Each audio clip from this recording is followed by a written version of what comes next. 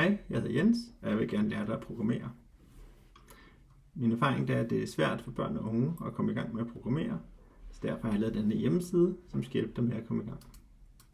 Man går ind på den ved at skrive codeagame.github.io, hvorefter man kommer ind på hjemmesiden her. Jeg kan godt lide at programmere, fordi jeg synes, jeg kan bruge min kreativitet. Det er sjovt at skabe noget, og det er også sjovt at få ting til at virke, ligesom få nogle idéer, prøve dem af, og så lave noget sejt og vise det til andre. Så her, den her hjemmeside, den har en hel masse øvelser, man kan lave for at lære at programmere, og den har også nogle eksempler på nogle spil, som jeg selv har lavet, som jeg er stolt af, jeg gerne vil vise.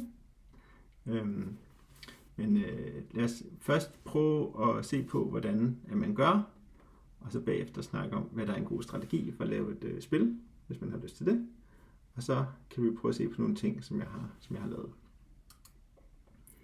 Vi skal programmere det programmeringssprog, der hedder JavaScript, og det er en af de mest populære programmeringssprog.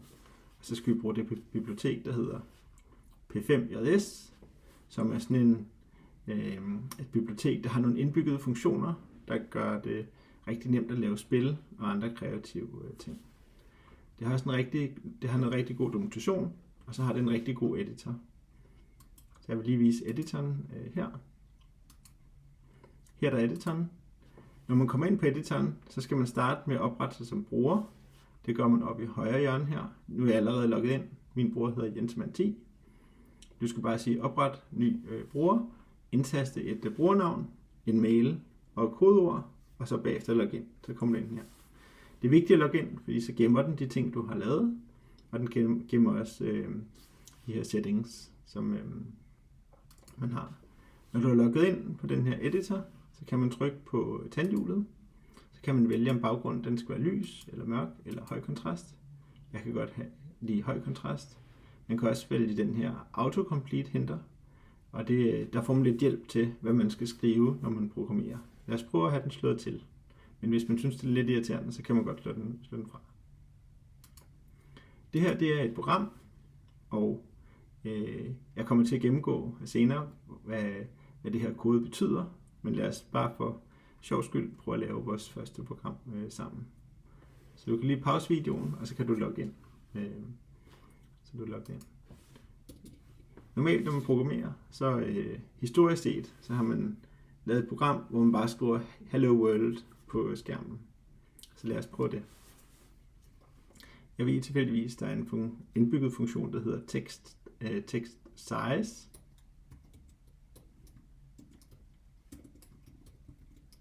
Og nu har vi den her autohenter slået til, så kan vi prøve at trykke på den her gule pil.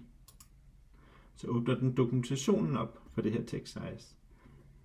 Og det her, det er sådan noget interaktiv dokumentation, hvor at, hvis man går helt ned i bunden, så står der syntaksen, man skal skrive funktionsnavnet, og så får den en parameter her, der hedder size. Det er interaktivt, så hvis man kan ændre i det her, man kan skrive for eksempel 18, og så kan man trykke på run, og så vil den ændre det her eksempel, der er henne til venstre her. Udover at man kan bruge det her auto-henter, så kan man også komme ind på ting ved at trykke på reference, og så for eksempel shapes. Hvis man gerne vil lave en cirkel, så trykker man her, og så kan man se dokumentationen for en cirkel. Og hvis man går ned i bunden, så står der syntaksen, man skal skrive cirkel, og så har den 3 parametre, x-koordinaten, y-koordinaten og diameteren. Ligesom før, der kan man prøve den af, så man kan, her der har de tegnet en cirkel, hvor der står x, y og diameteren. Hvis vi gerne laver den større, nu siger vi diameteren, i stedet for at den skal være 25, så skal den være 50. Så skriver vi bare 50, og trykker, så bliver den dobbelt så stor. Så det er rigtig nemt at forstå det her dokumentation, fordi det er interaktivt, og man kan prøve tingene af. Hvis vi prøver at gå tilbage til vores eksempel her, skriver text size, lad os tage en anden størrelse, 24. Så vil jeg også der en funktion, der hedder text. Og hvis vi bare skriver tekst, så kan vi se, at den tager en tekststreng, og så tager den en x-koordinat og en y-koordinat. de ting, der står i en firkantet parentes, de er valgfri. Dem vælger vi bare til bort fra lige nu her. Så vi skriver en tekststreng, så skriver vi hello world, og så skulle den have en placering. Vi skal placere den bare på 50,50. Og så trykker vi på den her run. Hello world. Når man programmerer, så skal man se det her lærred som et koordinatsystem. Så her, det er koden, den gør. Setup, det er sådan en indbygget funktion i det her P5. Det er en funktion, der kun bliver udført en gang, når man starter programmet. Og det eneste, vi gør her, det er, at vi skriver størrelsen på det her canvas, der er det her lærred. Så hvis vi retter det her til 300 og 300, så vil den gøre lærredet mindre. Så er der draw, det er også en indbygget P5-funktion, som bliver udført 60 gange i sekundet. Og den sætter først baggrundsfarven. Det her det er en gråskala, hvor 0 betyder sort, og 255 betyder hvid. Så det her det er lidt midt imellem. Den er grå. Så sætter vi det her text size, som er... vi sætter størrelsen på alt det tekst, der bliver skrevet efterfølgende. Og så skriver vi selve teksten. Koordinatsystemet, den har 0,0 op i venstre hjørne, og så har den selvfølgelig x ud af x-aksen, men y-koordinaten, det er positivt nedad. Så her der har vi 50, det er x-koordinaten, og 50 det er y-koordinaten. Hvis vi ændrer den her y-koordinat til 100, så vil vi så se, at så hopper teksten længere ned. Så her der beskriver vi ligesom, hvordan hvorhen tekst skal stå på det her lærred, eller hvis vi har et billede eller en eller anden form, så kan vi sætte den ind her. Lad os prøve at tegne en cirkel. Siger vi, vi er tilfældigvis, at man skal skrive fill for at give den en farve. Prøv at tegne en rød cirkel. Så skal vi her circle. Og der er selve syntaksen for en cirkel. Det er x-koordinaten, y-koordinaten, diameteren. Så vi skriver her, x-koordinaten, det kan være 50, y-koordinaten 50, og diameteren 100. Så ser vi, hvad den tegner. Så tegner den simpelthen en cirkel, en rød cirkel. Som vi kan se, så har den også lavet teksten rød. Hvis vi gerne vil lade teksten være sort, så skal vi bare skrive fill herop, og så sætter vi black. Vi plejer at, når man programmerer, så er det på engelsk. Så vi har de her navne, de er på engelsk, også navnet på farven, det er også engelsk. Så her der sætter vi ligesom farven til sort, så sætter vi størrelsen på teksten til 24, og så skriver vi en tekst ud. Så sætter vi farven til rød, og så tegner vi en cirkel. Og så når programmet har gjort det, så starter den forfra, og så tegner den baggrunden, skriver den teksten, og så skriver den cirklen. Så det her det er dit første program, hvis du prøver at skrive det her ind. Så kan vi prøve at gå lidt videre. Så hvad er et computerprogram?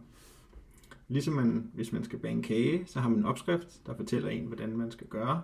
Man skal blande noget æg, noget mel og noget sukker, og så skal man putte i ovnen, og så kommer der en kage ud, man kan spise. Når man programmerer, så skal vi ligesom give en opskrift til computeren, hvad den skal gøre. Det er sådan lidt, det kan være meget avanceret. Det kan fx være, hvis man trykker på en knap, så skal den sige en lyd. Eller hvis det kan være, at man laver en anden animation af en himmel, hvor der er en sky, der bevæger sig. Og så fortæller man det til computeren, hvorefter den tegner noget på skærmen, man kan interagere med. Når man programmerer, så er det sjovest at lave noget, man selv finder på. Så det vil jeg selvfølgelig anbefale. Men lige når du skal i gang med at programmere, så er det en god idé at lave de øvelser, jeg har forberedt, og så også læse. Jeg har lavet nogle sider, der beskriver, hvad man kan, når man programmerer. Så det er meningen med hjemmesiden, det er ikke, at der skal være nogle lektioner, ligesom når man går i skole, så skal man lære, den ene uge skal man lære det, og næste uge skal man lære det næste. Det er meningen, at man sådan, selv bestemmer, hvad man laver. Man kan lave noget, man selv har lyst til. Det er det bedste, hvis man selv ligesom kan sætte sig ind i det.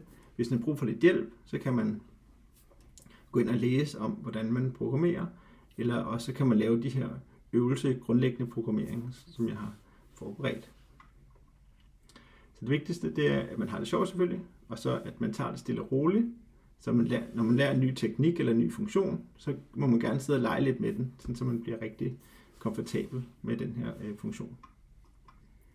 Så er det selvfølgelig vigtigt, at man er stolt af det, man laver, og man viser det til andre, når man laver noget sejt. Resten af det, der står her, det er det, jeg lige har forklaret. Der er lige en lille ting, jeg glemte at forklare. Det er, at når man har lavet noget, så er det en rigtig god idé at navngive det heroppe. Der kan man for eksempel skrive det her, det er vores program, der hedder Hello World. Fordi tit, når man har lavet noget, og det bliver lidt mere avanceret, så vil man gerne kunne finde tilbage til det, og ligesom bruge samme teknik en anden gang. Så hvis man har lært at lave noget, for eksempel man lærer at bruge datastrukturer, eller man lærer at bruge en eller anden forlykke til at lave et eller andet, og så man går i gang med andre ting, så det der har jeg prøvet før. Lad mig lige finde og se, hvordan koden var der.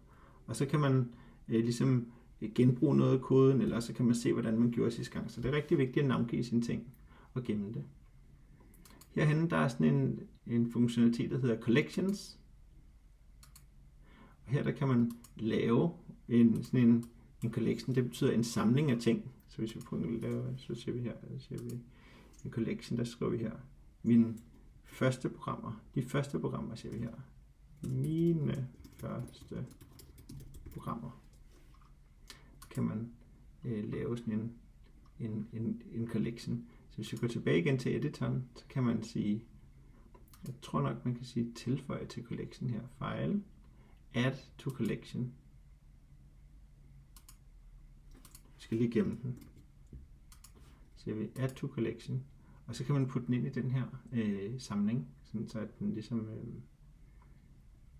at man kan, der skal man gøre for at, der, det var virkelig dårligt.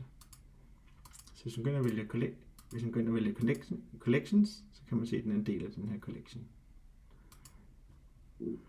Hvis man trykker på sit brugernavn og My Sketches, så kan man se alle de sketches, man har lavet, og så kan man vælge den. Så hvis jeg for eksempel har gang i en anden sketch, og man siger, hvordan er det? Så gemmer man den lige, så går man hen og sketches, og siger, Hello World. Det er sådan, man gør. Og så kan man for eksempel, hvis man vil skrive noget tekst, kan man lige kopiere det. Og så kan man vælge den anden sketch, man har gang i, så kan man sætte det ind. Så behøver man ikke genopfinde noget, hvordan man skal gøre, hver gang man skal gøre det. Man kan bare se på noget af det man tidligere har lavet. Hvis koden ikke står så pænt, nu for eksempel det her, der har lidt skidt indrykning, så kan man gå op i den her editor, så kan man sige tidy code. Så skriver den det rigtig pænt, sådan så det står under hinanden. Og tit, når man programmerer, så er det er rigtig nemt, når programmet det er så lille, som det er her. Men når du bliver lidt dygtigere, så kan programmerne være rigtig, rigtig lange.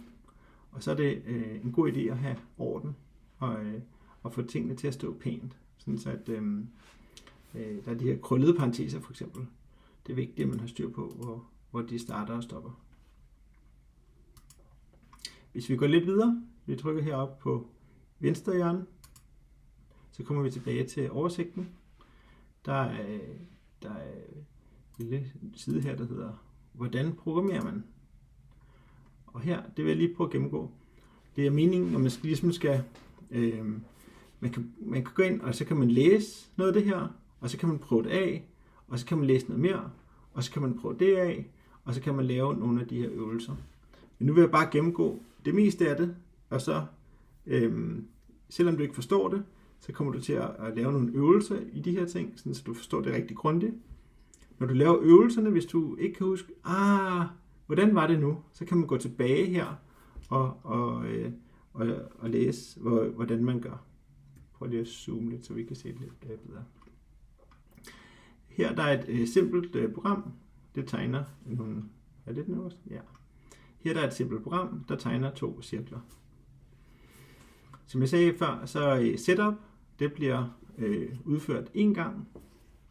Så først så tegner den størrelsen på det her lærred, det er 300 x 300 pixels, og så sætter den baggrunden til grøn.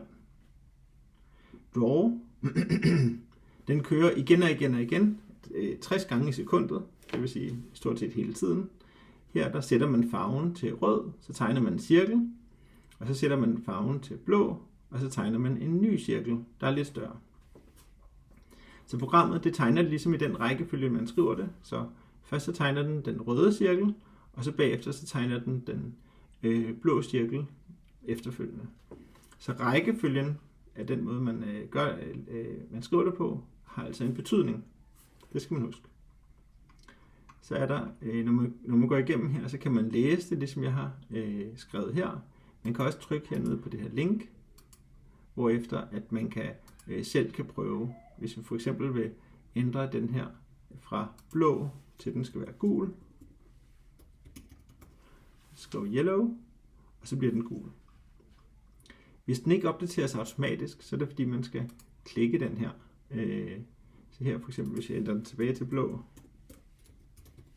så sker der ikke noget, men hvis jeg den her auto-refresh på, så vil den blive blå. Så er der variabler. Man laver en variabel ved at skrive let, og så variabelnavnet, og så lig med, og så værdien, som den her variabel skal have. Så den her variabel hedder global color, og den har værdien rød. Så kan vi bruge variablen, det vil sige hernede i draw, der laver vi fill, det er der, hvor vi satte farven på det, vi efterfølgende skulle tegne. Så der tager den ligesom værdien, der står i den her variabel, og sætter den ind. Det vil sige, det her det svarer til, at man skriver fill red. Så har vi også, det her det hedder en global variabel, fordi den ligesom er defineret over alle funktionerne. Den variabel, den kan man bruge overalt i sit program. Men den her, der hedder local size, den variabel, den står inde i draw. Så den kan man kun bruge herinde i draw-metoden. Den her draw-funktion. Her der tager den local size, der er 100, og så sætter den ind her. Så det her rect, det er egentlig det står for rectangle. Så har den først x, y, det vil sige, at den skal firkanten skal starte herhenne, og så har den størrelsen på siderne. Det er så bredden og højden. Så har vi det koncept, der hedder betingelser. Og her der kan vi se, der står if mouse is pressed, så skal den skrive med grøn farve, fordi fill her, man kan skrive forskellige ting. Man kan skrive navnet på farven, men man kan også skrive det som en kombination af en rød, grøn, blå værdi, hvor at 0 det betyder ingen farve, og 255 det betyder så meget grønt som muligt. Så den her, den er max grøn. Kan man selvfølgelig blande farverne, så laver man en blandingsfarve. Så har vi den her mouse is pressed, det er også den indbygget P5 feature, hvor at, den er sand, hvis musen trykkes ned. Så hvis vi lige prøver det her eksempel, så siger vi gør, og jeg trykker musen ned, så I kan se, så står der musen er trykket ned. Hvis vi går lidt videre, der er også det, der hedder et loop, eller en forlykke. Og her, nu bliver det lidt mere mange steder. Det, der står inde i, vi har det her for keyword, hvor at, alt det, der står mellem den her krøllede parentes, der er her, og den parentes, der er hernede, det bliver udført 3 gange. Først så bliver det udført, hvor i den er 0, det vil sige x den er 0 gange 40, det er 0 plus 50, det vil sige x den er 50, og så sætter man farven til rød, og bagefter tegner man en cirkel i position x, y, og så diameteren på cirklen. Og når man har gjort det, så starter den forfra heroppe, men hvor i den er 1. Det vil sige, at når i den er 1, så er x den er 1 gange 40 plus 50, det er 90. Og så tegner den en cirkel, hvor x den er 90. Og så sidste gang, så er i den er 2. Så det er 2 gange 40, det er 80, plus 50, det er 130. så tegner den sidste røde. Vi kan også lige prøve den af. Så vi prøver at køre den. Hvis vi skal tegne en cirkel til, så lad os bare sætte den her op til, så den både gør den, hvor i den er 0, 1, 2 og 3. Så tegnede den en til rød her.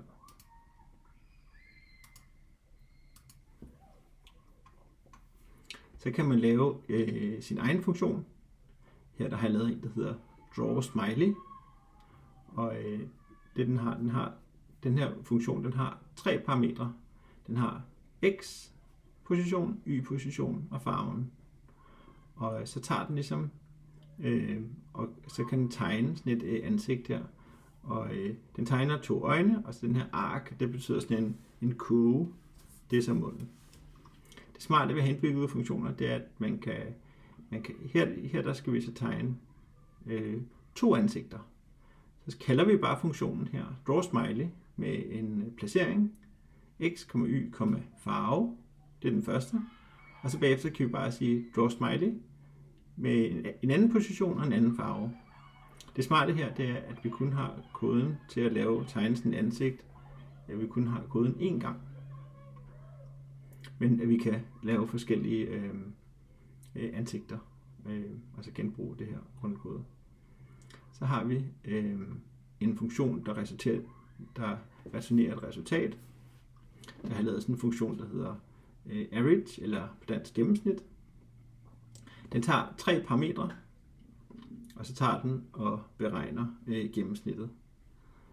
Herop, så det hedder, at når man har en funktion, så hedder det, at den har 3 parametre. Det er altså det, den tager ind.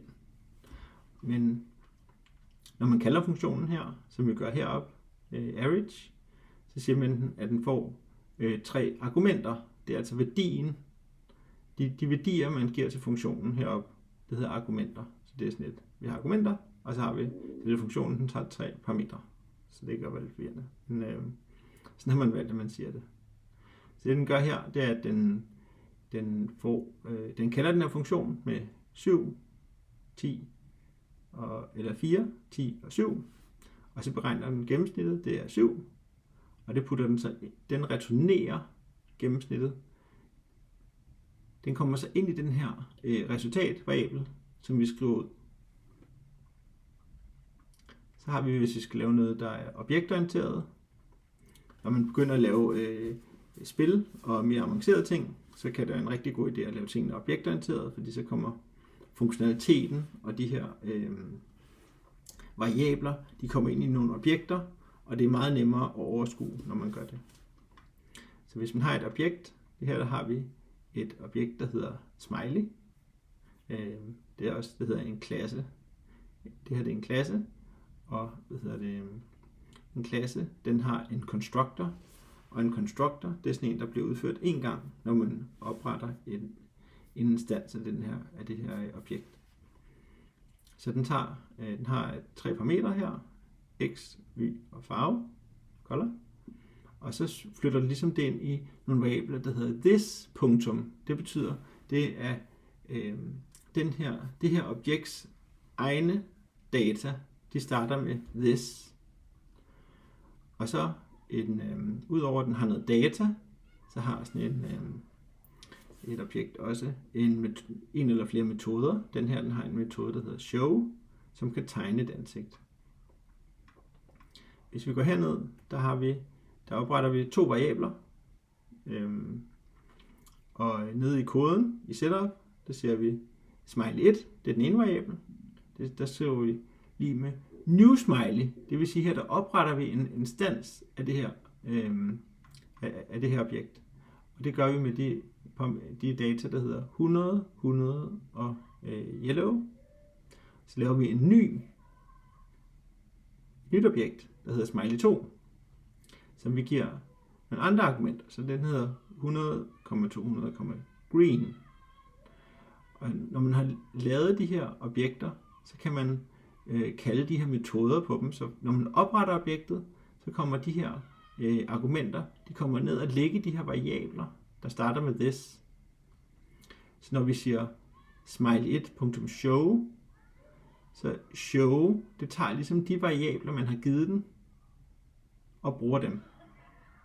Så ved den første, der hedder smiley 1, der har han fået 100,100, yellow. De bliver gemt heroppe i de her variabler, der starter med this. Og så når man kalder show-metoden, så vil den bruge de variabler, indholdet af de variabler, det vil den bruge nede i metoden. Mens når man siger smiley 2.show, så vil den tage de variabler, som den har gemt heroppe i dens ligesom variabler, og så vil den bruge dem i show-metoden. Så har man kan også have objekter med bevægelse. Hvis vi har her, der er hvileport af. Det er et lidt skørt eksempel, men det er hvad jeg lige kunne finde på. Så her der har vi sådan ansigter, der bevæger munden. Og hvis vi ser her, så er der sådan en, der hedder frame count. Den udfører det her 60 gange i sekundet. Så derfor så, hvis den tager hver gang af man dividerer med 10, og resten den er 0, det vil sige 6 gange i sekundet, så skal den skifte fra om den er et happy face, til om den ikke er et happy face. Så det er sådan, det virker. Så den her smiley, den har også en, der hedder is happy, som til at starte med, der er den true, og så skifter den nogle gange i sekundet her. Det er en god idé, når man laver de her metoder, at man har en metode, der hedder show, og man har en metode, der ligesom ændrer på data, sådan så man ikke blander det hele sammen, sådan så man kan ændre data ved at kalde en metode, og så kan man vise den ved at kalde en anden metode. Som du bemærkede, så har vi de her krøllede parenteser, så det har altid en startparentes her, smiley, start, og så har den slutparentesen her. Så har vi metoden, der har en start og slut, og så har den her if, der har den også start og slut. Så de er altså vigtige, de her krøllede parenteser. Hvis vi kører videre, man kan også have et objekt, der ikke er en klasse. Her der har vi, der angiver, så det vil sige, det er bare noget data. Her der har vi en bil, der har vi så det er et brand og color og speed, man angiver her, og så kan man så lave sådan et objekt, og så kan man bruge værdierne. Så vi har car.color, det er så rød, og så har vi car.speed, det er 120. Så har man, hvis man skal bruge billeder, der kan man hænde til venstre, det kan jeg lige vise. Så hvis vi har et program, vi lukker lige det der. Hvis vi har et program, vi lukker også lige den der, vi lukker også lige den der. Hvis vi har et program, så kan man trykke her. Og så kan man trykke her på plusset, så kan man sige upload file. Det er så et billede. Og når man har et billede, det her, det hedder firestars.png, så kan man kalde en funktion, der hedder load image, med det her billednavn, firestars.png, og så kan man bruge det ved at skrive image, og så image object. Så vil den vise billedet. Det der er lidt specielt ved billeder, det er, at man skal bruge den, der hedder preload funktion. Det er ligesom, inden den overhovedet udfører den her setup-funktion, så har den sådan en preload, der bliver udført før den. Og det her, man altså skal sætte billedet ind i en variabel, som man kan bruge. Så det skal man bare vide. Så har vi et array. Det kan være, at jeg lige skal vise eksemplet. Så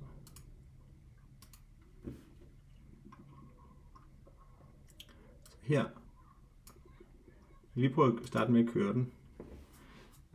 Den her simulation, den viser nogle blade, der falder ned. Det er flere, jeg prøvet at lave. Og der har vi sådan et array. Det betyder egentlig en tabel, som det hedder leaves. Og så det den gør i setup, det er, at den tager og laver sådan en forlykke med fra 0 til 59. og der laver den sådan et leave-objekt. Og så bagefter, når den har lavet et leave-objekt, så pusher den det her leave-objekt på den her tabel. Det vil sige, at den lægger det her blad på tabellen. Og sådan et leave her, et blad, det har x, det er sådan random, og så har den y, det er også random, fra minus 200, det er helt, det her det er 0,0, så minus 200 y, det er helt heroppe. Så den er random mellem 0 og minus 200. Og så har den size, den varierer også lidt mellem 20 og 40, og den har speed, den varierer også lidt. Og farven, der har jeg fundet nogle farver, som er sådan grønbrune, som også er tilfældige. Så den laver sådan 59 tilfældige blade, der starter på forskellige steder heroppe, og som har forskellige hastigheder og forskellige størrelser. Og så tager den sådan set bare og løber lidt L of leaves.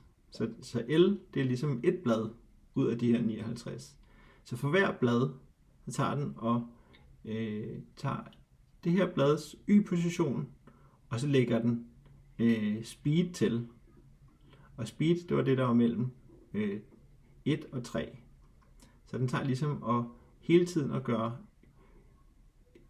L.y, hvis man siger plus lig med, så betyder det, at den bare skal sige L.y lig med sig selv plus speed.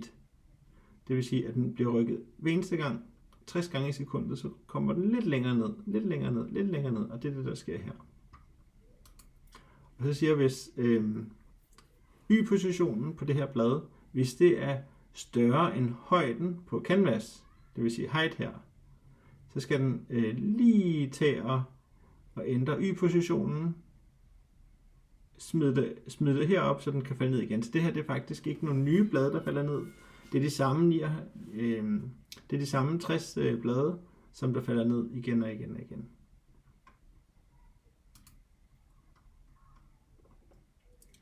Så har jeg en lille forklaring af, at det er godt at adskille data og programlogik.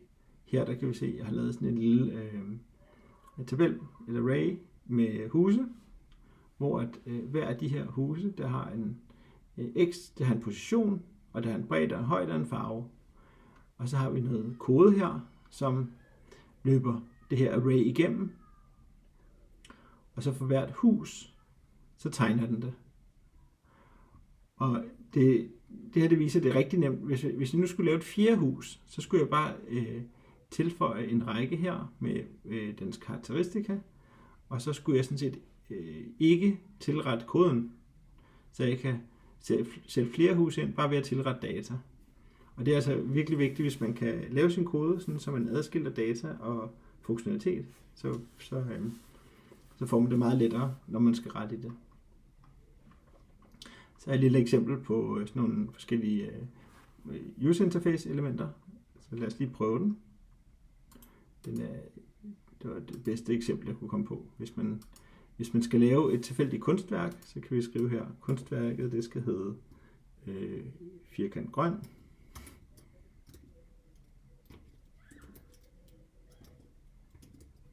Og der skal vi sige, at det skal være en firkant, og så skal det være så stor.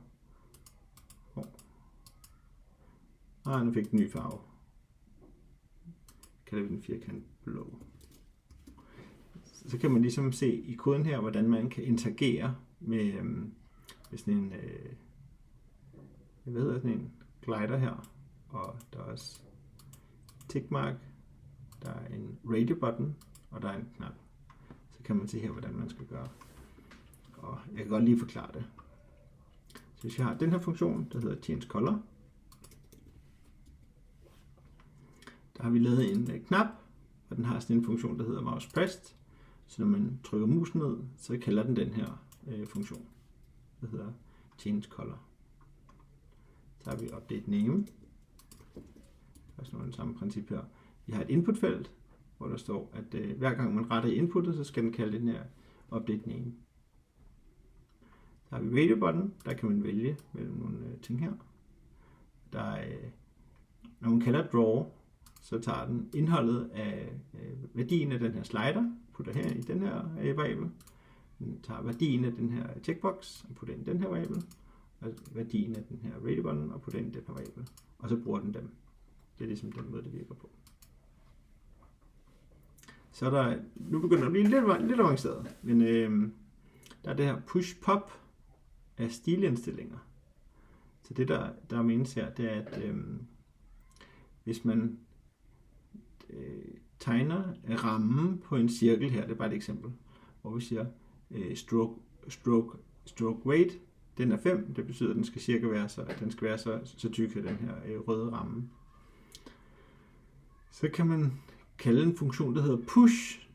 Det betyder, at den gemmer de nuværende stilindstillinger med farve og stroke weight og sådan noget.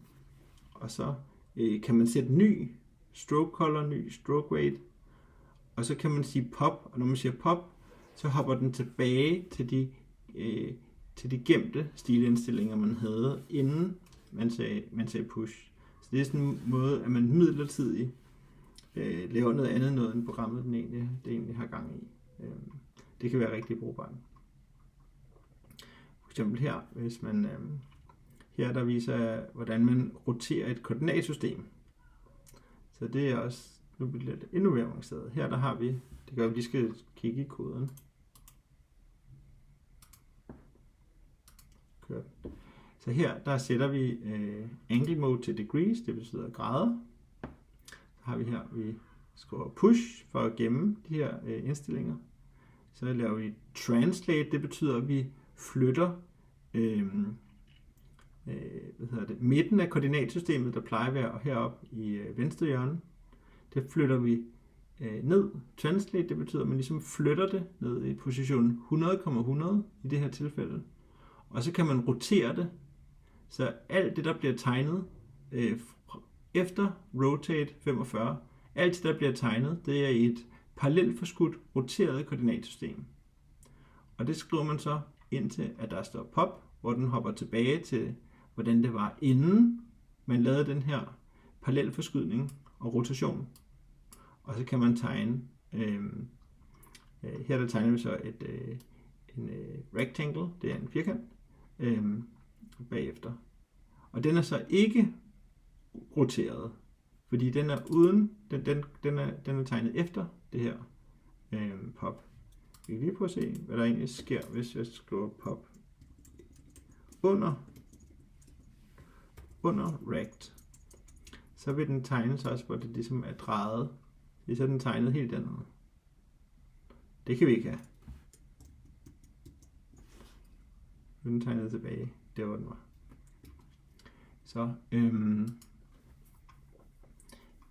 Så har vi parallelforskydning og rotation med bevægelse. Nu bliver det også lidt avanceret.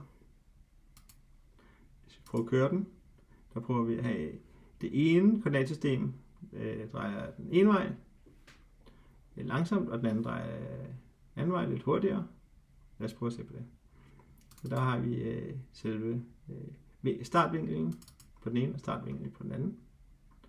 Og hvis vi kører ned og se her, så skriver vi nede i den her funktion her, der har vi push, det vil sige, at der parallelt forskyder vi her ved translate, og vi roterer,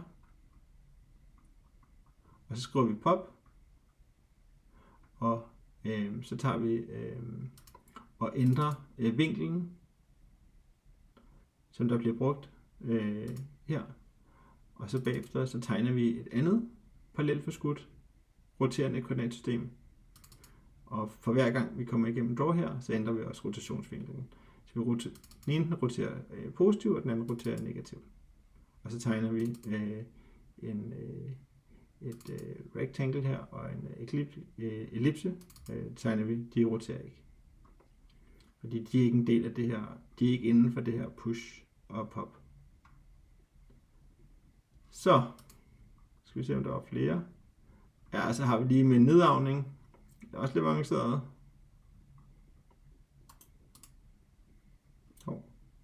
Den her.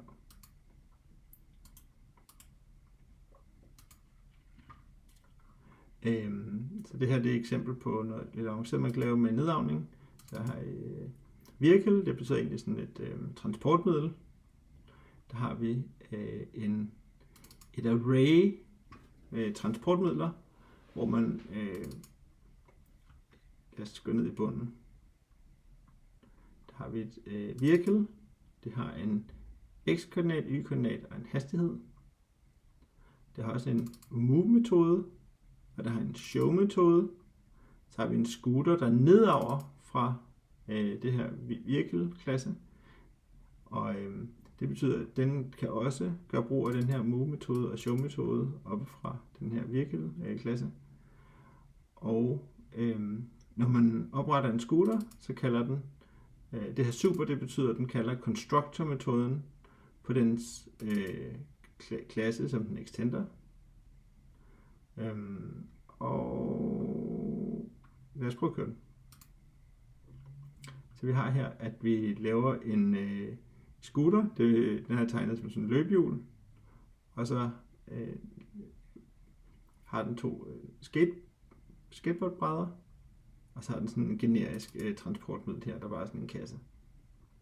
Så den kan man også gå ind og læse på lidt med detaljeret og lege lidt med det, for at forstå, hvordan det virker der nedarvning. Med hensyn til fejlfinding, det kan være, at vi lige også skal starte den her. Så kan det være svært at ligesom finde ud af, hvad er det, der er galt her. Der vil vi gerne have en bold, der når den når venstrekanten, så skifter den retning. Når den når højrekanten, skifter den retning. Der kan man bruge forskellige teknikker til at fejlfinde. Og en af teknikkerne, det er at simpelthen skrive ud, hvilken position er vi her. Her er vi for eksempel, den er 400 bred. Det kan vi se her, fordi vi har skrevet tekst, og så skriver vi værdien af musens x-koordinat og værdien af musens y-koordinat. En anden ting, man kan gøre, det man kan skrive det her til console log, så skriver vi ligesom hver gang cirklen rammer kanten, så skriver vi x, position x og det her speed ud. Så hvis vi gerne vil have den ligesom ændre retning, når den rammer kanten, så skal vi se, om vi kan finde fejlen. Jeg ved ikke godt, hvad fejlen er. Det er, at den skal sige, at det er dens x-position, det er jo midten af cirklen. Det er ikke, når midten af cirklen er mere end bredden, det er midten af cirklen plus radius. Så vi skal lige have lægge radius til her. Vi ser her, hvis radius, cirkel plus radius 17 til nu ændrer den retning lige så snart den rammer kanten. Det er ligesom to ting, man kan bruge. Man kan bruge det her console log, som skriver ud hernede, eller også kan man ligesom skrive vigtige værdier ud ved musen, for eksempel hvor musen er henne. Hvis man skal placere noget på skærmen, så kan det være en fordel at bruge musen til ligesom at være helt sikker på, hvor man skal placere det. Så lad os prøve at gå tilbage til hjemmesiden her. Så har vi nogle opgaver i grundlæggende programmering. Der er lavet nogle fokuspunkter, som man kan overveje ved hver opgave. Man skal prøve, det kan du prøve at læse virkelig grundigt her. Så lad os prøve et par eksempler her. Der står her. Opgave 1. Interaktion med musen. Lav et program, så en hvid firkant med kraftig rød ramme følger musen. Baggrunden skal være grå, og så skal man skrive mouse x samt værdien af mouse x ud til konsollen. Så først så kan vi afprøve funktionaliteten. Ja, den skal følge musen. Det er det. Så kan vi prøve selv. Så hvis vi lige starter med at åbne en editor. Og så starter vi med at give den navn. Så den hedder G1 for grundlæggende 1. Så skulle vi tegne en firkant. Det var der, hvor vi skulle skrive rect. Og så skal vi se, den skal bare have den startsted 25-25, og så skal der have en størrelse, så 50,50. Så har den tegnet en hvid firkant. Hvis vi lige skriver den grå, gray, får den grå baggrund, så skal den hvide firkant følge musen. Der havde vi,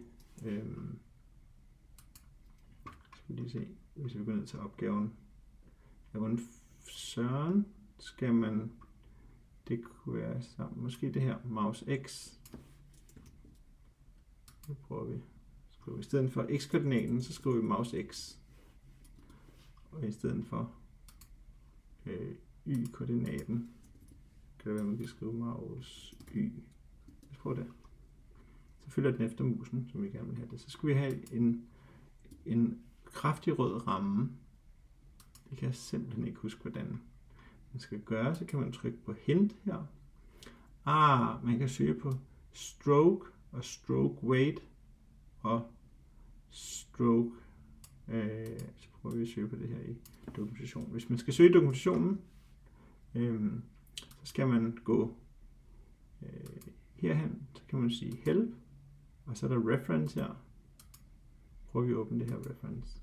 Og reference, man skal ikke være bange for at lige søge lidt i det her reference. Det er en del af det at programmere. Det er, at man søger i det her reference. Her der fandt vi stroke weight. Det kan vi se, der er forskellige. Så må man skulle skrive sådan her. Stroke weight. Ja, og så skulle det have en kraftig rød ramme. Var det fill? Nej, det var fill, det var indholdet i den tegn, så vi skal finde ud af stroke. Så skulle vi lige prøve at se, om der er et hint til stroke måske. Det prøver vi lige at søge på.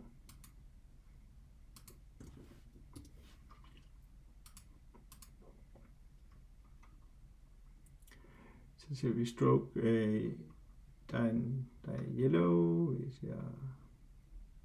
vi kan bare skrive stroke og red, så prøver vi det.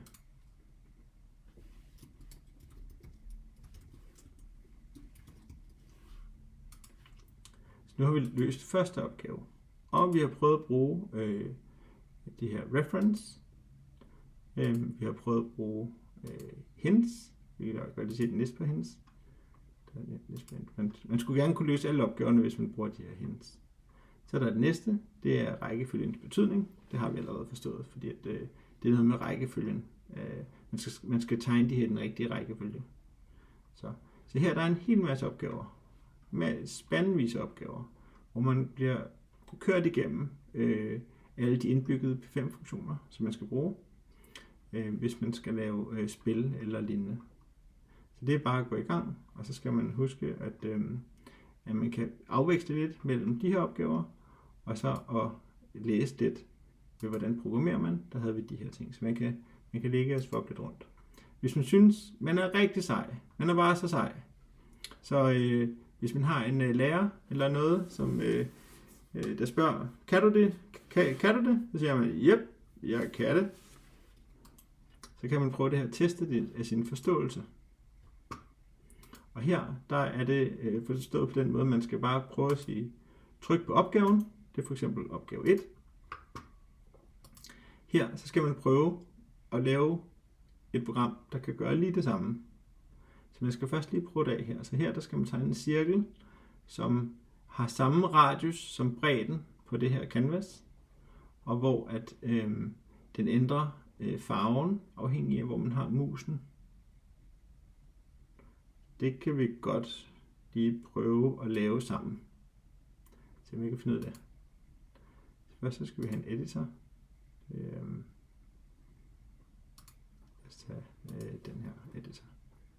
Så der er vi en ny her. New. Så ser vi, at først så skal vi lave en firkant. Der. Så skal vi tegne en cirkel. Det var cirkel. X, y, diameteren.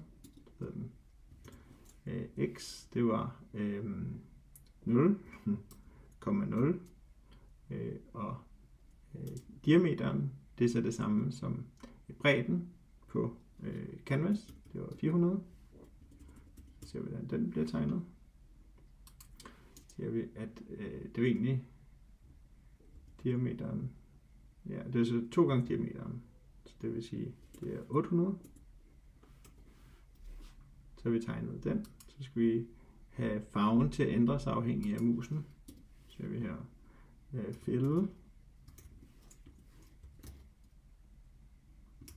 Mouse X. Ja, så bliver den mørkere, når den kommer ind ud af midten. Så her der er værdien af x, den er 0, og den er også sort, når den er 0. Og herude der er den 400. Det vil sige, der er den helt hvid. Så der havde vi løst opgave 1. Opgave 2. Vi går lige til det. Der skal vi tegne en linje. En funktion. Lad os prøve det. Så vi kan finde det.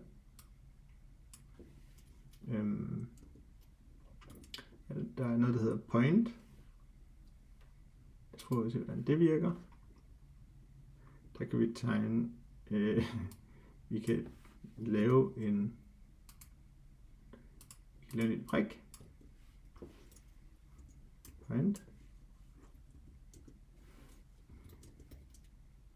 Den y. Point. Så her. Så her der er den x er y, så 0 y. Og hernede der er x 400 og y 400. Det vil sige y let y lige med x. Vi skal lave en forlykke for så er man gør det let x lige med 0, så længe at x er mindre end 400, så skal vi sige x lige med x plus 1. Så siger vi her, der skal vi tegne en prik. Så skal den tegne det, så vi har let y lige med x. Bare skal gå lige ned, så siger vi her point af x, y. Nej, ikke her, y. Ja, så har vi sagt, at vi har lavet en lille forlykke, hvor vi har en x-koordinaten, den går fra x den er 0 til x den er 400, og der skal x og y bare være ens. Så det var løsningen på den. Hvis vi ser på nogle af de andre ting, som jeg har lavet, hvordan starter man på sit eget spil? Der har jeg skrevet nogle idéer her. Man skal virkelig brainstorme, vælge en sjov idé. Man skal prøve at tegne den på papir. Og så inden man starter med at programmere den, og så kan man prøve at programmere den. Så det er også det. Så har jeg prøvet at lave forskellige spil, man kan prøve at lave, hvis man ikke har nogen idéer. Det her det er et Zelda-spil. Vi kan lige prøve det af. Men af Zelda, når man laver noget af det her P5, så man skal altid trykke på musen, for at det ligesom bliver aktivt. Og så skal man undgå de her, så man kan finde ud af det.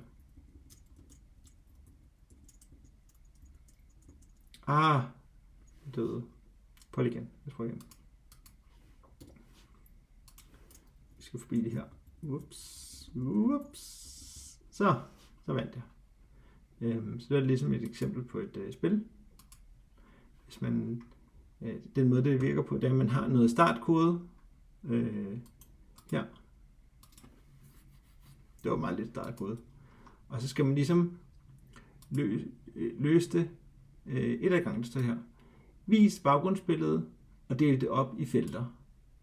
Og så kan man prøve at se, hvad man skal lave her ved at sige vis løsning. Så man skal prøve ligesom at lave det her. Man skal lave sådan et grid. Og hvis man ikke kan finde ud af det, så kan man se løsningen her.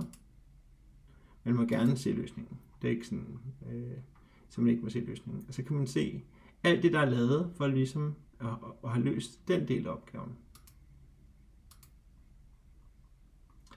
Så er der 2. Indsæt Zelda, så hun kan gå rundt på kortet. Der kan man prøve det af.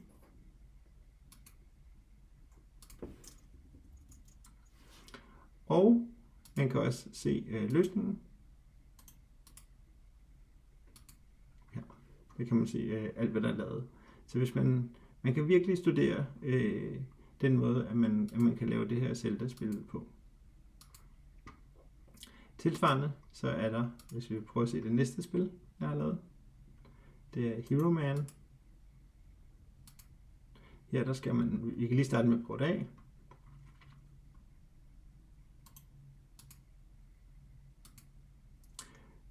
Lad os tage normal. Så man er den her lille gule mand, så kan man poppe de her. Okay, prøv lige en til gang på Extreme. Man skal ned i goal. Ej, det er simpelthen dårligt til. Prøv lige sidste gang. Det her skal man ned i. Det er faktisk lidt svært det her spil. Så lykkes det. Så står der, tillykke, du har vundet på level Extreme, og du fik poppet 8 zoom ind. Her der kan man også, der er alle de her delopgaver til den. Så hvis vi prøver at se dem, så står det her. Tilret, man starter med det her startkode. Det skal man starte med at forstå. Det kan man også godt. Og så står der her. Tilret til Hero Mans placering af variabler i dens constructor-klasse. Så kan man prøve at løsning af, og så kan man også se, ligesom før med Zelda-opgaven, så kan man se, hvad der skulle til for ligesom at løse den delopgave. Så det er altså en god idé, når man laver sådan nogle spil, at man deler det op i nogle virkelig små bidder, hvor man løser en bid ad gangen, og så bliver man kan ikke bare lave 200 linjer kode, og så det virker. Det er virkelig, virkelig, virkelig svært. Men hvis man deler det op i rigtig mange små bidder, så kan man godt løse det. Her der har jeg lavet den her Hero Man, der har jeg delt den op i 32 små forbedringer, og så til sidst så har man det her spil, som man kan spille. Lad os prøve at se på en anden en. Quiz Time. Vi skal lave den her quiz. Vi kan måske lige prøve den af. Det er en, jeg lavede sammen med min søn. Det står her. Vi skal se, hvor god man er til at forudsige en historie. Klik musen for at starte. Siger vi her. Hvad tror vi, at der er den næste sætning? Udforsker det ukendte. Tag ind til byen om aftenen. Jeg tror, det er udforsker det ukendte. Det var rigtigt. De vil gøre alt. Jagten på skatte. Med livet som indsats. Tag de afsted. Mod... Nej, det var forkert. Mod kongens slot. Og finder guldet. Det var også forkert. Så prøver vi at se YouTube-videoen. Gravrøver.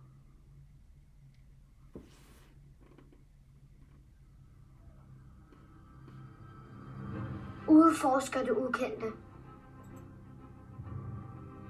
De vil gøre alt. I jagten på skatte. Med livet som indsats. Tager de afsted.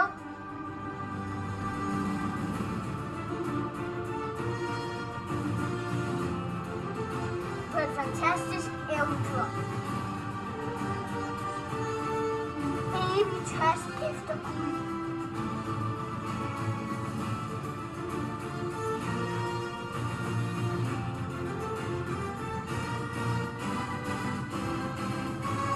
Gravrøvernes skæbne. En bog af to. Jeg skulle lige vise den. Det var en lille YouTube, vi lavede for 8 år siden eller sådan noget. Så den synes jeg er meget sjov. Men hvis vi prøver at se på koden til det her, så kan vi se, at ligesom vi havde med huseksemplet, så har vi data, det er de her spørgsmål, ligesom for sig selv, og så har vi koden til, hvordan den skal gøre for sig selv.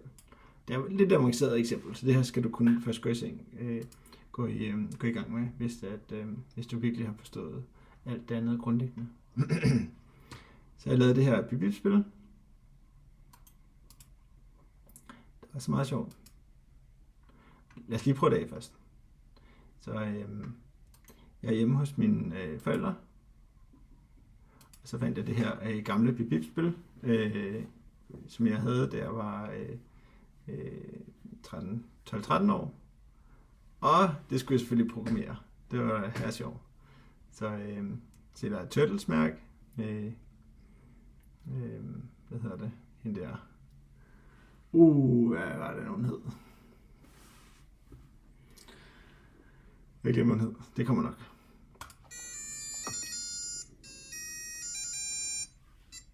Så der skal man bevæge bilen til højre og venstre med piltasterne. Og så skal man starte i position nummer 100. Så har man 3 liv, og så skal man overhale alle de her biler. Og hvis der kommer pit, så skal man ind i pit. Nu døde jeg. Og så,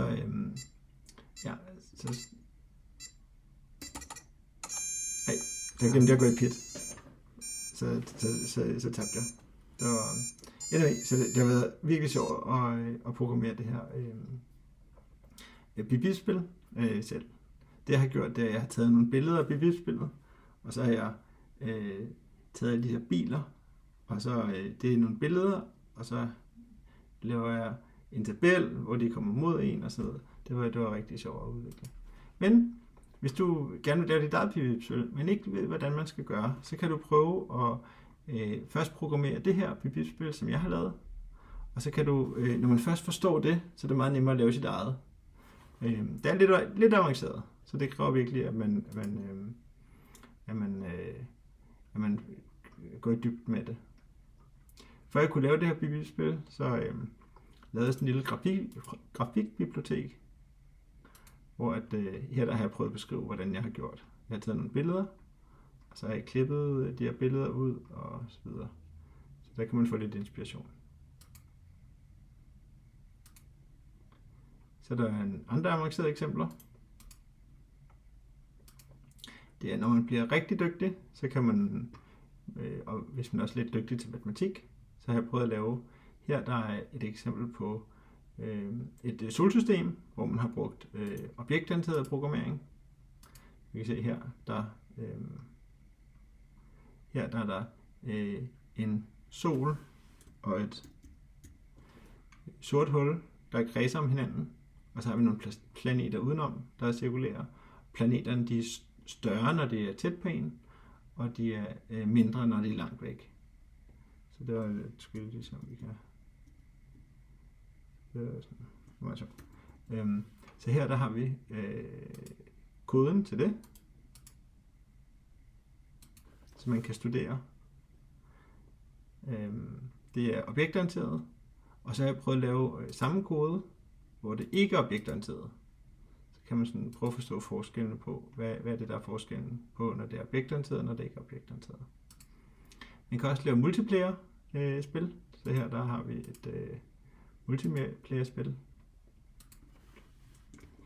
Vi åbner en ny browser her.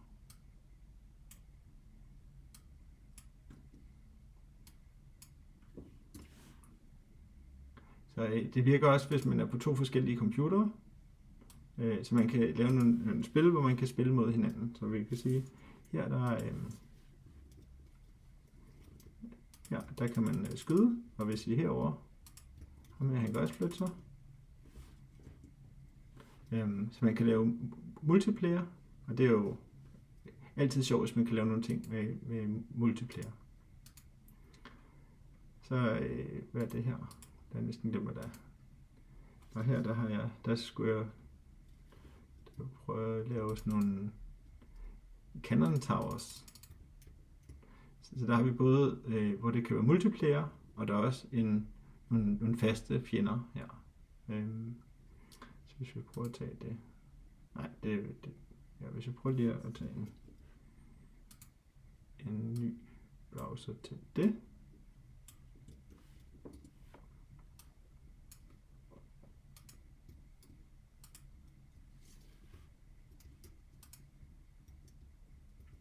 Det virker også. Så det er rigtig sejt, at man kan lave multiplayer. Så har jeg lavet startsiden til et spil. Så jeg har lavet sådan et spil, der hedder Space Stratego. Og det er rigtig avanceret, det her. Hvis vi prøver at se, jeg er virkelig stolt af det, jeg vil gerne fortælle. Man kan se her. Der er sådan et stemningsbillede her, inden man starter spillet. I kan se, der er en edderkop, der langsomt kravler op af i den her verden. Og så skal den op på den her warpgate, der står og pulserer. Så jeg har taget den her edderkop, og så er det er en hel masse billeder, der bliver sat efter hinanden. Rigtig sejt. Så er der nogle andre interaktive meget. Jeg genererer de her billeder ved brug af AI. Så er der det her vand, som der står og glitrer. De her warpgates. Og der er sådan nogle vilde stenmonstre. Der er også, jeg prøver at lave det så stemningsfyldt som muligt, de her billeder. For eksempel her. Der er de her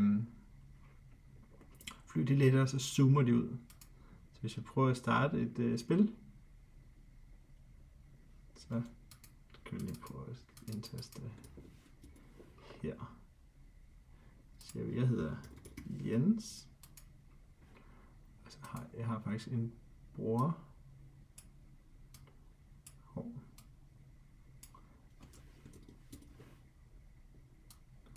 Jeg har en bror, der hedder Lars. Og det her Space Stratego, der skal man vælge sådan en core commander, begge to. Man har 2 forskellige hold. Og så skal man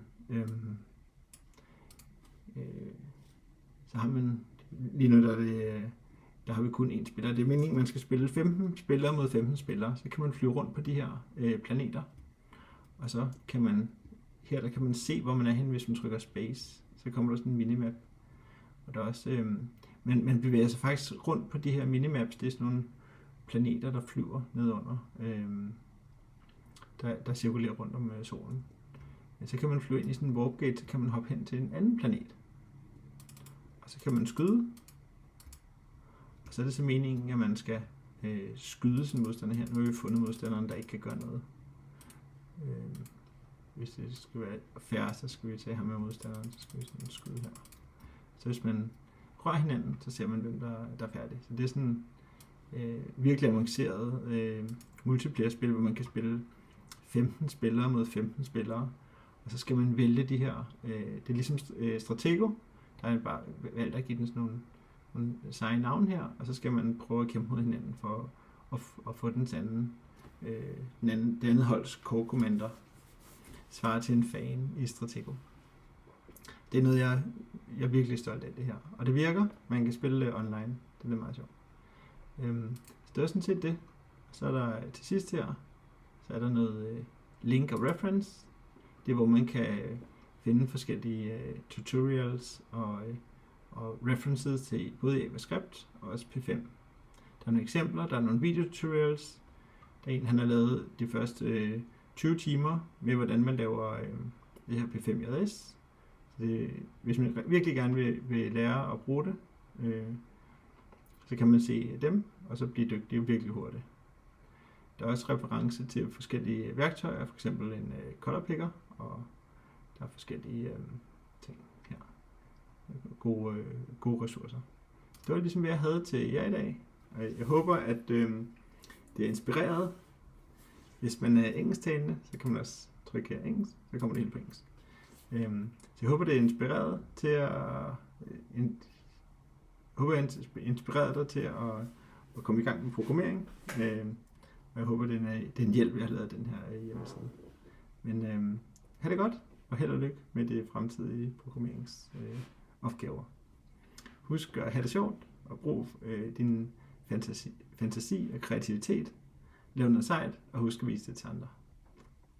Hygge!